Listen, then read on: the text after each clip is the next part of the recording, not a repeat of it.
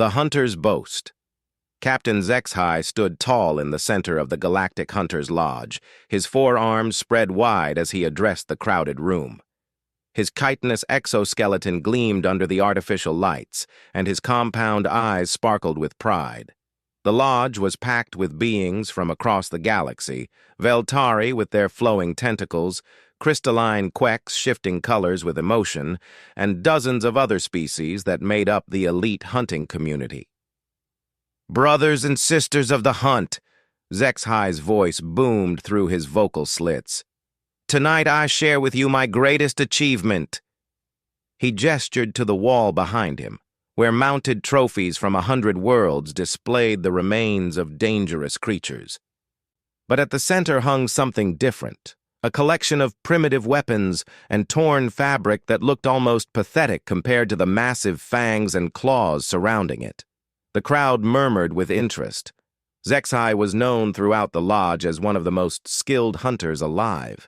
His reputation for taking down the galaxy's most dangerous predators was legendary. If he was this excited about a trophy, it had to be something special. "Behold!" HFY pointed at the display with two of his arms. "Weapons and gear from the legendary Deathworlders of Terra 3.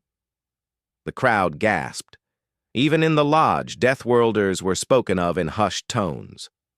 Most hunters avoided the so-called Deathworlds, planets so hostile that only the most aggressive and adaptive species could survive on them. A young Veltari hunter, her tentacles quivering with curiosity, raised a limb. "Captain HFY, we've heard stories of these Deathworlders. They say these humans are unlike any prey species we've encountered. How did you manage to track them?" HFY's mandibles clicked in what his species considered laughter. "Track them? My dear Veltari, tracking was the easy part. These humans, as they call themselves, are incredibly predictable. They live in groups, they make noise, they leave trails everywhere they go. They're soft-bodied, with no natural weapons to speak of, no claws, no poison, no armored skin, just pink, fleshy creatures that bleed easily." The crowd leaned in closer as HFY warmed to his story. His forearms gestured dramatically as he spoke. "I spent 3 full cycles studying their homeworld, Terra 3. It's a nightmare planet. Variable gravity, unpredictable weather, dangerous wildlife everywhere. But that's what makes these humans so fascinating as prey. They've survived on this world not through strength or natural weapons, but through their primitive technology and pack behavior." A gruff Morlock hunter, his rocky skin scarred from countless battles, grunted his approval. "What weapons did they use against you, Captain? Surely they didn't go down without a fight?" HFY's compound eyes glittered. "Oh, they fought. They used these crude projectile weapons, throwing small metal pellets using chemical explosives, primitive but effective at close range. They also had sharp metal sticks they called knives, and some kind of energy weapon that required external power sources. Clumsy designs, really, but they showed spirit." He walked over to his trophy display and picked up what looked like a small metal tube with a handle. "This is one of their firearms, a personal projectile weapon. Loud, smoky, and terribly inefficient. They have to reload it manually after every few shots. Can you imagine?" The crowd chuckled at the primitive technology. "But tell us about the hunt itself," called out a Zephyrian, her crystalline body chiming with excitement. "How many did you track? How did you take them down?" HFY preened under the attention. This was his moment, the story he'd been waiting to tell. "I tracked a small group of them, 5 humans who had ventured into the wilderness areas of their world. They were doing what humans call camping, voluntarily placing themselves in the wild with minimal shelter and supplies. It was almost too easy." He moved to the center of the room again, his voice taking on the dramatic tone of a master storyteller. "I stalked them for days, watching their clumsy movements through the forest. They made so much noise, talking constantly, banging their metal containers together, lighting fires that could be seen from orbit. They had no idea they were being hunted by a superior predator." A young Quex hunter shifted to a deep blue color, indicating nervousness. "But, Captain, weren't you concerned about their pack tactics? We've heard that humans become dangerous when cornered." "Dangerous?" Zexhi's mandibles clicked again. "My young friend, you give them far too much credit. Yes, they tried to work together when they realized they were being hunted. They formed a circle with their backs to each other, pointed their primitive weapons outward, and made lots of noise. But their coordination was poor, their aim was terrible, and their weapons were no match for proper hunting gear." He gestured to his own equipment, a sleek plasma rifle that hummed with contained energy, adaptive camouflage clothing that shifted to match his surroundings, and a personal shield generator that could deflect most primitive weapons. "I picked them off one by one," Zexhi continued. "First, I took out their leader, a large male who seemed to direct the others. One plasma bolt, clean through the torso. Then I waited and watched as the remaining 4 panicked. They stumbled around in the darkness, firing their weapons at shadows, calling out to each other in their crude language." The crowd was completely silent now, hanging on every word. These were experienced hunters who understood the thrill of a successful hunt, and Zexhi was painting a vivid picture. The second one fell when he separated from the group to investigate a sound I made. These humans, they're curious creatures. It's both their strength and their weakness.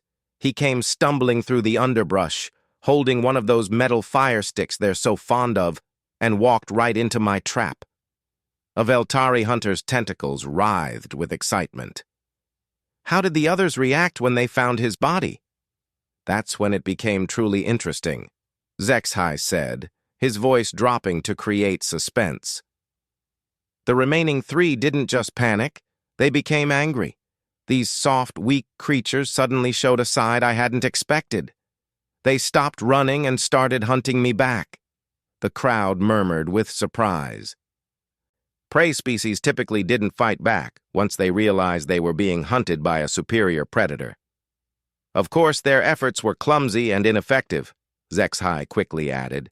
They split up and tried to surround me, but their movements were so obvious. One female tried to climb a tree to get a better angle, as if height advantage would matter against a hunter with a plasma rifle.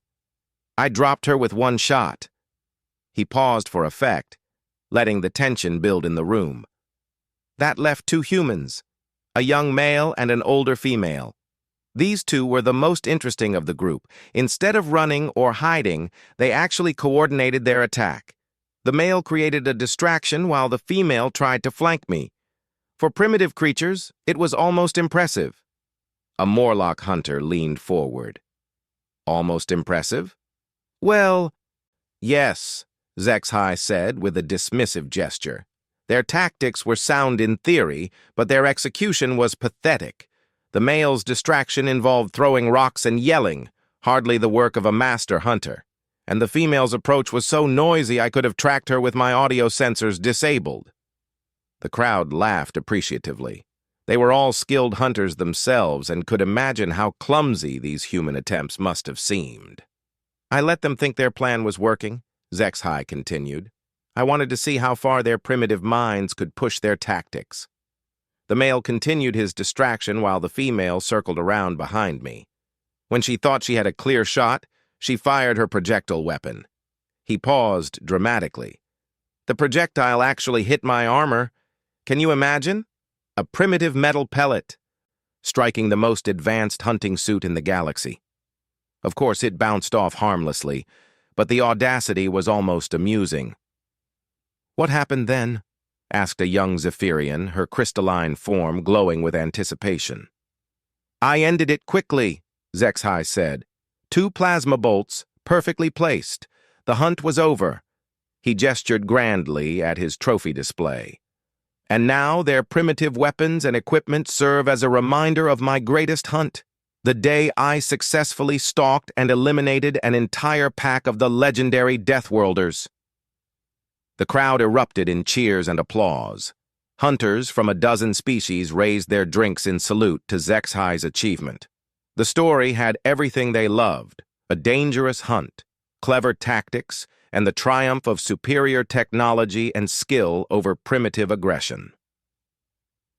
But in the back of the lodge, near the entrance, a small figure sat quietly at a corner table.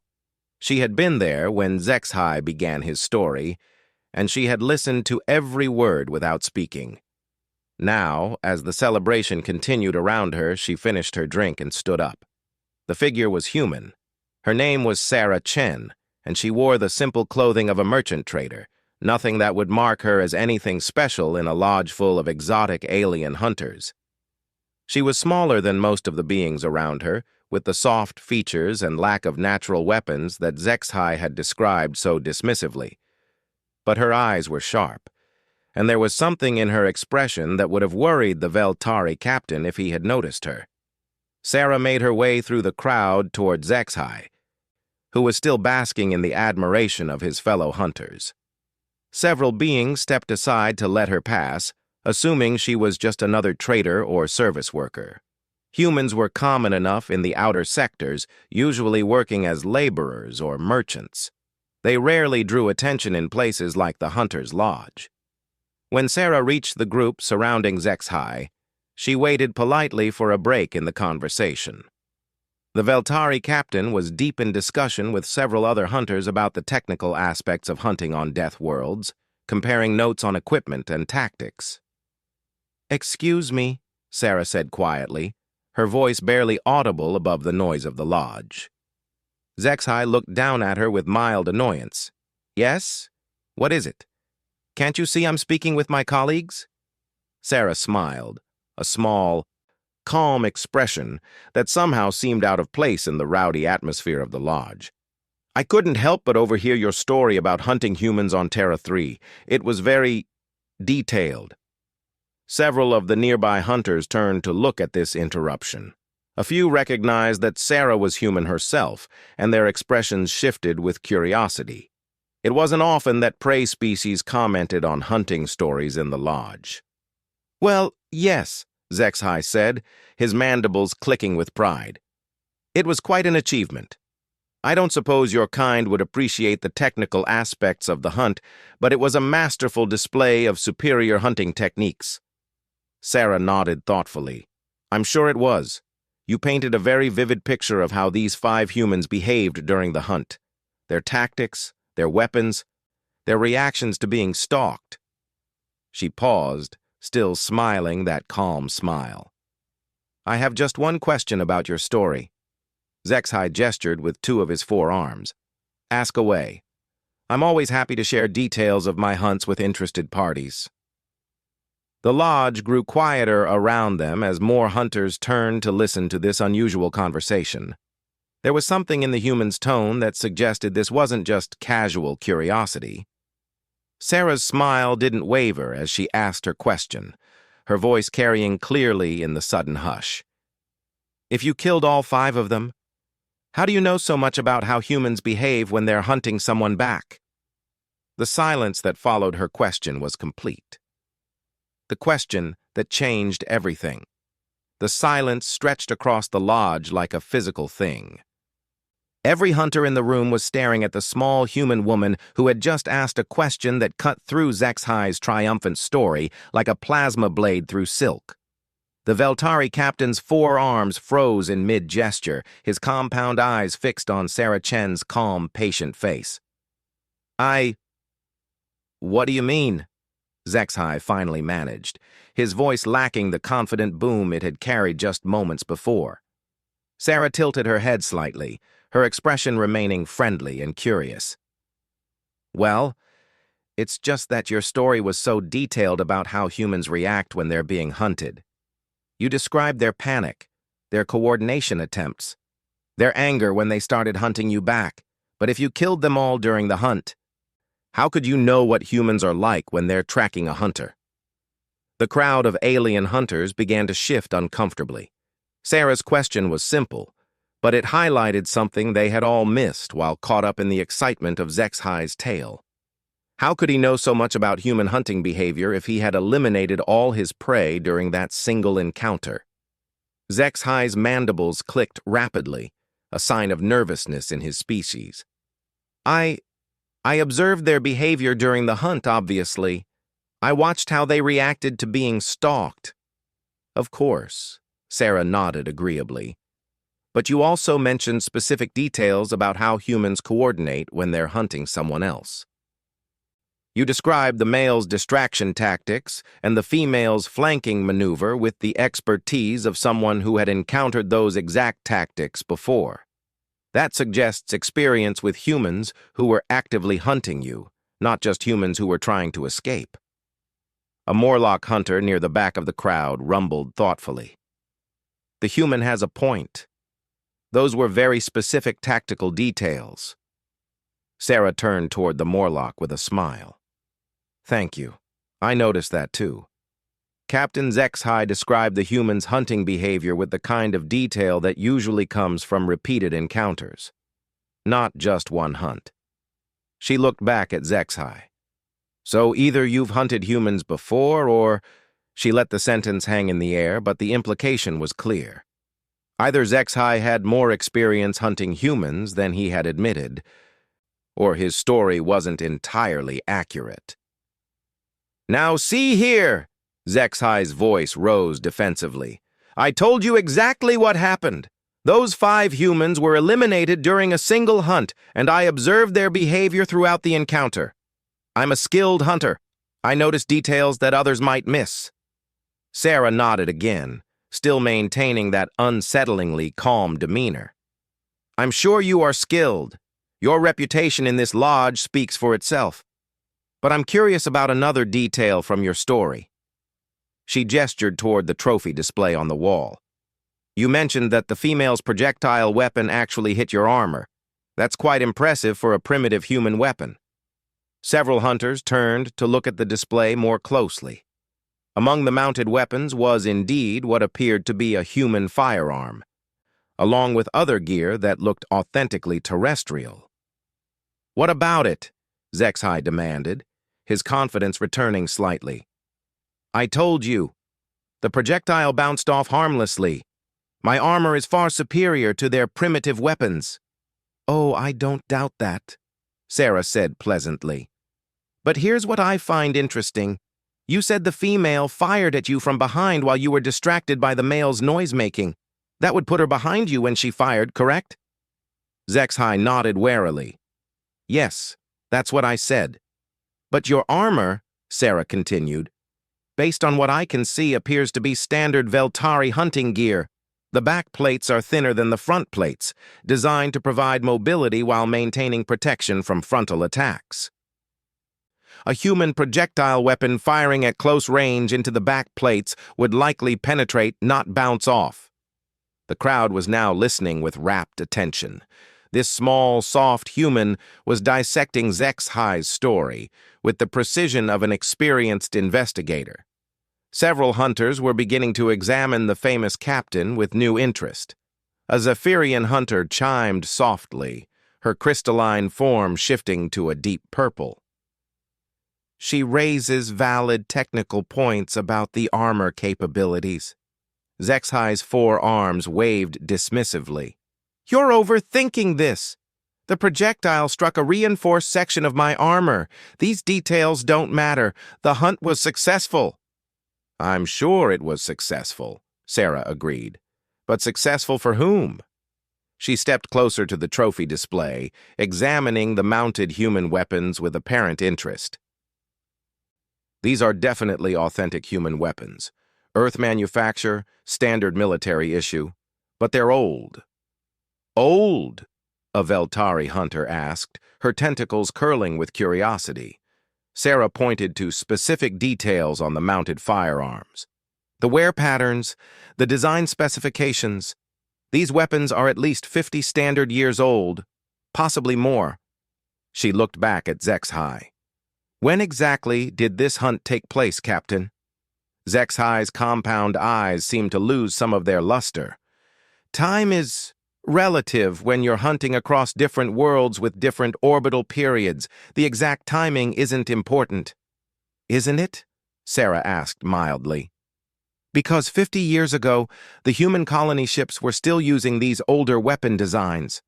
The colonies on Terra 3 would have been much smaller then. with fewer safety protocols and less communication with Earth. She paused, letting the implications sink in. It would have been much easier for hunting parties to go missing without anyone investigating too closely. The lodge had gone completely quiet now. Even the ambient noise from the bar and kitchen seemed to have stopped as every being in the room focused on this unexpected confrontation. Sarah continued her examination of the trophies, her voice remaining conversational. These torn fabric pieces are also interesting.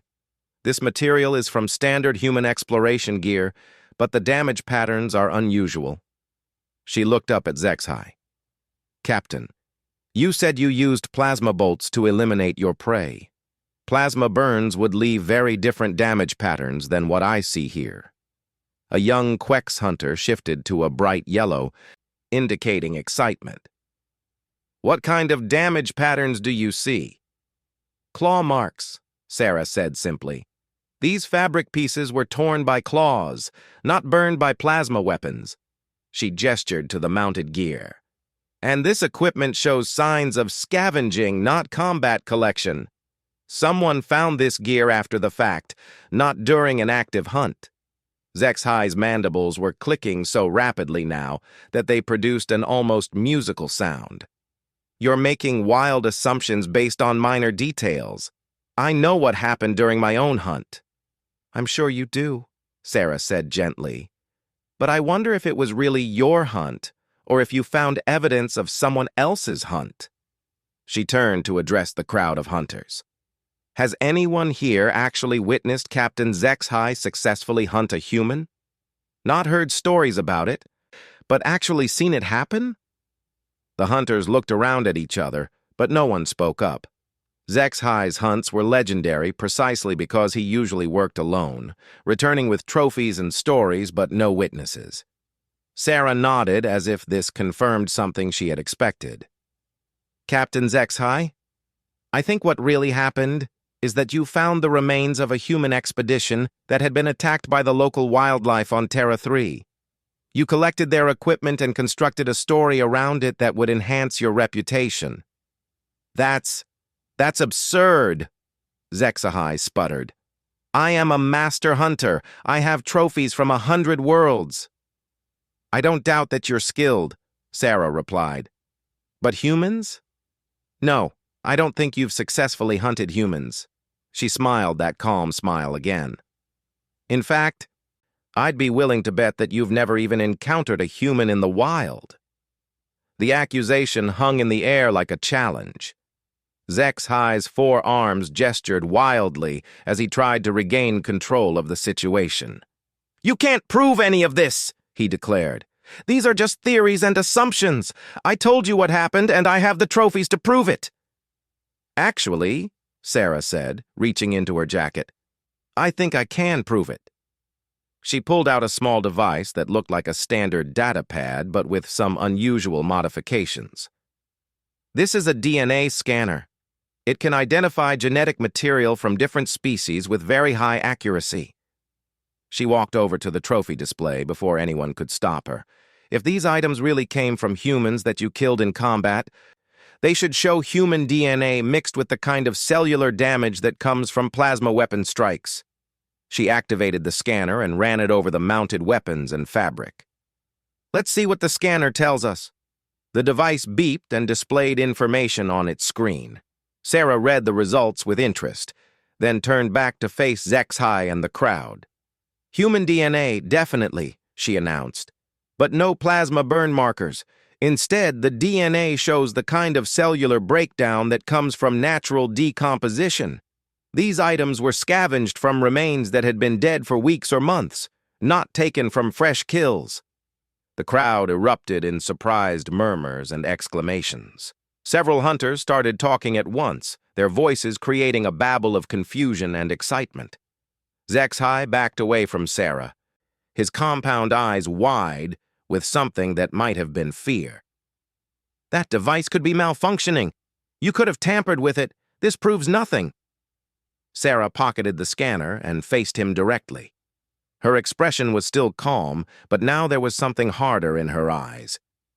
Captain Zexhai, You've built your reputation on a lie. You've never successfully hunted a human because you've never actually tried to hunt a human. And why? HFY demanded, his voice cracking with strain. Would I be afraid to hunt a human? They're just soft, weak prey animals with primitive weapons. Sarah's smile changed. It was still calm, still patient, but now it carried something else, something that made several of the nearby hunters step back involuntarily. Because, she said quietly, humans don't hunt like other species.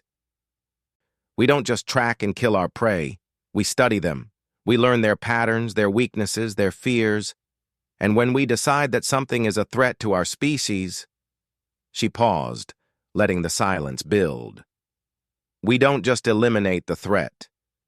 We make sure it never threatens anyone again. The lodge was completely silent now, every hunter hanging on Sarah's words. You see, Captain, I know exactly what happened on Terra 3 50 years ago. I know about the 5 colonists who went missing during a wilderness expedition. I know about the indigenous predators that killed them. And I know about the Veltari hunter who found their remains and decided to build a reputation on their deaths. HFY's 4 arms were trembling now. How could you possibly know? Sarah reached into her jacket again. But this time she pulled out a small badge that gleamed with official authority. Because I work for the Human Colonial Security Force, and for the past 50 years, we've been very interested in hunting stories about humans. The badge sent a ripple of recognition through the crowd. The Human Colonial Security Force was known throughout the galaxy as one of the most effective law enforcement agencies in the outer sectors. Their investigators were legendary for their thoroughness and their ability to track down criminals across multiple star systems. You've been investigating me? HFY whispered. Not just you, Sarah said. We've been investigating every story about humans being hunted by alien species. Most of them turn out to be either complete fabrications or, like yours, stories built around scavenged evidence. She stepped closer to him. But we keep investigating because sometimes we find real cases, actual hunters who have killed humans. She paused, her voice taking on a harder edge. And when we find those hunters, Captain, we make sure they understand why humans are called Deathworlders. The hunter becomes the hunted. The lodge erupted into chaos as Sarah's words sank in. Hunters who had been celebrating HFY's story moments before were now backing away from both him and the human investigator. The Veltari captain stood frozen in the center of the room, his 4 arms hanging limply at his sides as he processed what had just happened. Sarah waited patiently for the noise to die down before continuing. When she spoke again, her voice carried easily across the large room despite its quiet tone. The investigation into the Terra 3 incident began about 47 years ago, when the families of the missing colonists requested a formal inquiry. The Colonial Security Force sent a team to investigate what looked like a simple case of human explorers being killed by local wildlife. She gestured toward the trophy display, her movements precise and controlled. The evidence supported that theory initially. 5 humans had indeed died in the wilderness, apparently killed by indigenous predators with natural claw weapons. Case closed, incident report filed, families notified. A Zephyrian hunter chimed nervously, her crystalline form shifting between several colors. But something changed? Sarah nodded. 3 years later, reports began reaching Colonial Security about a Veltari hunter who was claiming to have successfully hunted humans on Terra 3. The details of his story matched the incident we had investigated, but with one crucial difference. He claimed to have killed the humans personally, using advanced hunting weapons. HFY finally found his voice. That doesn't prove anything. Stories get exaggerated over time. Details get changed. That's exactly what we thought initially, Sarah agreed. Except that Captain HFY wasn't just telling stories, he was displaying trophies, human equipment, human weapons, human gear. And he was claiming that these items proved his success as a hunter of the galaxy's most dangerous prey. The crowd of hunters was listening with rapt attention now. This was no longer just about one captain's reputation. It was about the fundamental nature of human-alien relationships in the outer sectors. Sarah continued her explanation, her voice taking on the tone of a professional investigator presenting evidence. The Colonial Security Force began monitoring Captain HFY's activities. We tracked his movements, recorded his stories, analyzed his claims. For 47 years, we've been building a file on his activities. 47 years?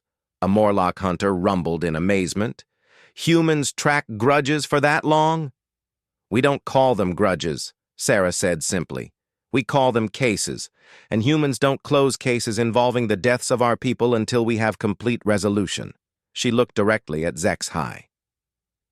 Complete resolution! The Veltari captain was backing toward the lodge's exit now, his compound eyes darting around the room as if looking for escape routes. You can't prove I did anything wrong. I never killed any humans. You said so yourself. That's correct, Sarah acknowledged. You never killed any humans, but you did steal from them. You took equipment from the bodies of dead colonists and used it to build a false reputation. In human law, that's called grave robbing, fraud, and defamation of the dead. Several alien hunters looked confused by these concepts. Most galactic species had very different relationships with death and the possessions of the deceased. A young Veltari hunter, her tentacles writhing with curiosity, asked, "But if he didn't actually kill anyone, why would this matter to human authorities?" Surely lying about hunting prowess isn't a serious crime. Sarah's expression grew colder. In most circumstances, you'd be right. Fraud and grave robbing are serious crimes, but they usually result in fines and imprisonment, not other measures. She paused, choosing her words carefully. But Captain HFY's lies have had consequences beyond simple fraud. She activated her datapad and projected a holographic display that showed a star map with several systems marked in red. Over the past 40 years, Captain HFY's stories about successfully hunting humans have inspired 17 other hunters to attempt their own human hunts, actual hunts with real human targets. The crowd gasped as the implications became clear. Sarah manipulated the display to show details of each incident. Here, in the Proxima Secundus system, a Kextai hunting party stalked and killed 6 human miners after hearing Captain HFY's stories at a hunter gathering. Here, in the Vega Tertiary colonies, a group of young Morlock hunters attacked a human research station, killing 12 scientists and their families. She continued highlighting systems on the map, her voice growing harder with each incident. Kepler Station Massacre, 23 dead. The Centauri colony raids, 41 dead. The Europa mining platform attack, 16 dead. Every single one of these incidents can be traced back to hunters who were inspired by Captain HFY's stories about the ease of hunting humans. The lodge had gone completely silent. Even the background noise from the kitchen and bar had stopped as the staff gathered to listen to this revelation. In total, Sarah said, her voice now carrying an edge of barely controlled anger, Captain HFY's lies have led to the deaths of 137 human beings across 18 different star systems.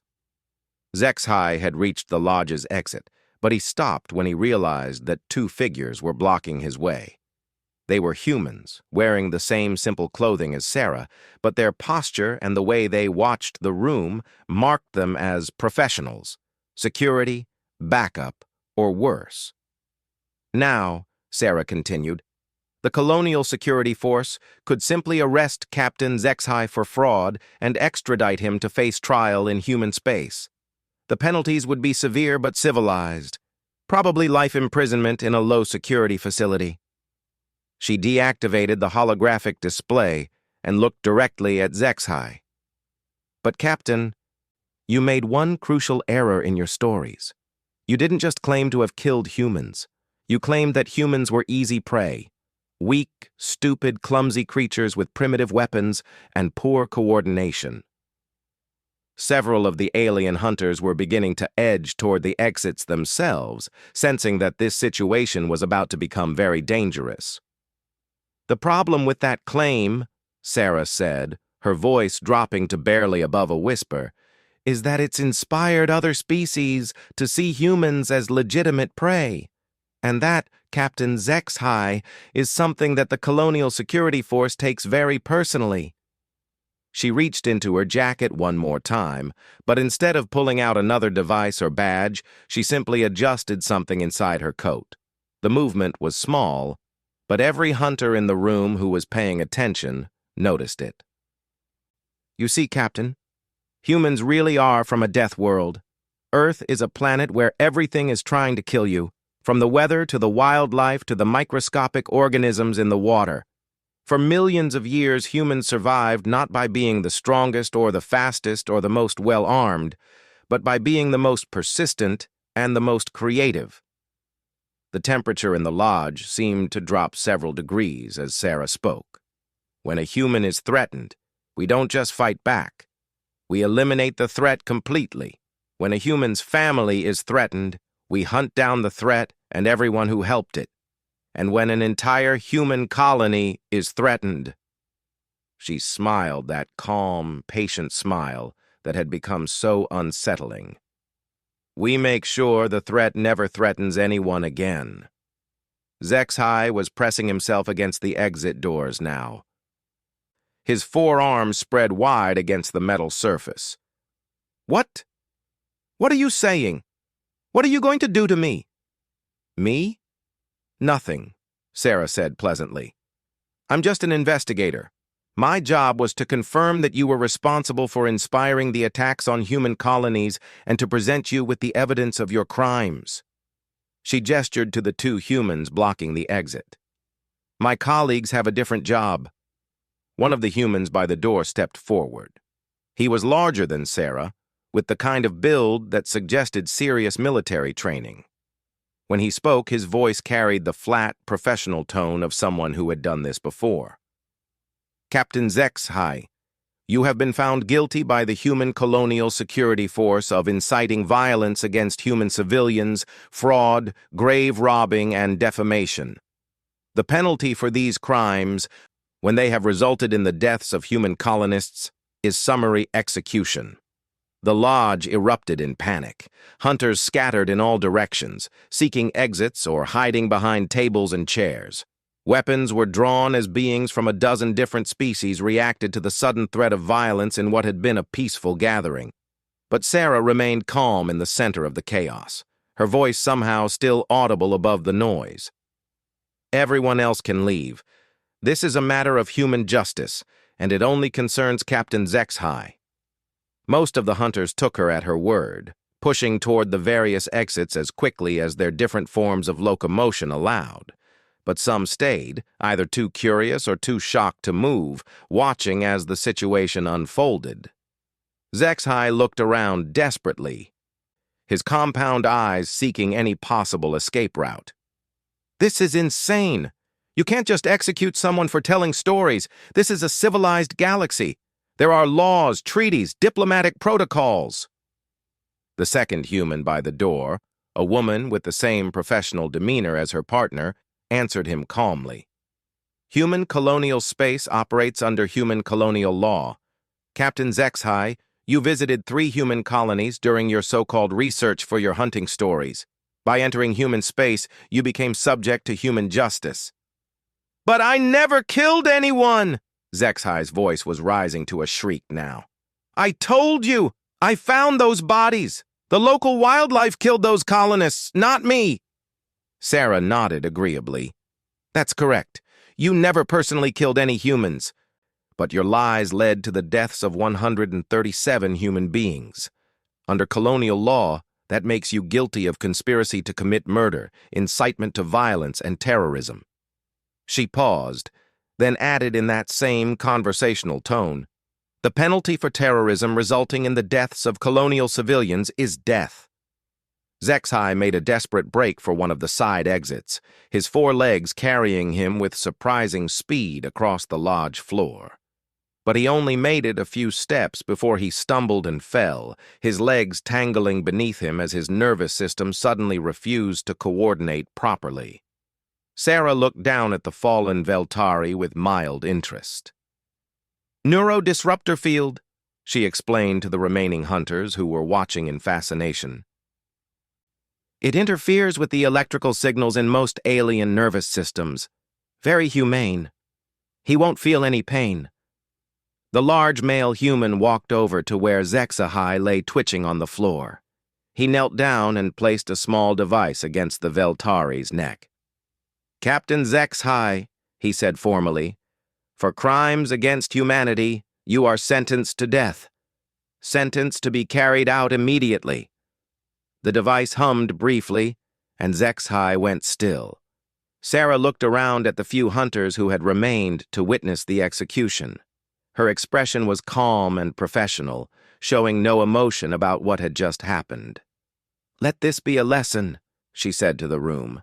"Humans are not easy prey. We are not weak or stupid or poorly coordinated. We are persistence predators from a death world, and we have very long memories." She paused, making eye contact with each of the remaining aliens. "Anyone who threatens human colonies or human civilians will face human justice, and human justice is final," the female agent by the door added. "The human colonial security force will be reviewing the activities of everyone who attended tonight's gathering. Anyone found to have been inspired by Captain HFY's stories to threaten human beings will receive a visit similar to this one." Sarah collected her equipment and walked toward the exit, stepping carefully around HFY's body. As she passed the remaining hunters, she spoke one final time. "Oh, and for anyone wondering about the answer to my original question, yes, when humans are hunted, some of us do survive. And when we survive, we make sure that whoever hunted us never hunts anyone again." She smiled that calm, patient smile one last time. "We're very good at hunting back." The 3 humans left the lodge quietly, leaving behind them a room full of alien hunters who would never again think of humans as easy prey. Word of what had happened would spread through the galactic hunting community within days, carrying with it a new understanding of what it truly meant to be from a death world. Outside the lodge, Sarah activated her communicator and spoke briefly with someone at Colonial Security Headquarters. "Case closed," she reported. "The threat has been neutralized, and the lesson has been delivered. I don't think we'll have any more problems with hunters targeting human colonies." She looked back at the lodge one final time, then walked away into the night. Behind her, Captain HFY's boasting days were over, and the galaxy had learned an important lesson about the difference between being prey and being human.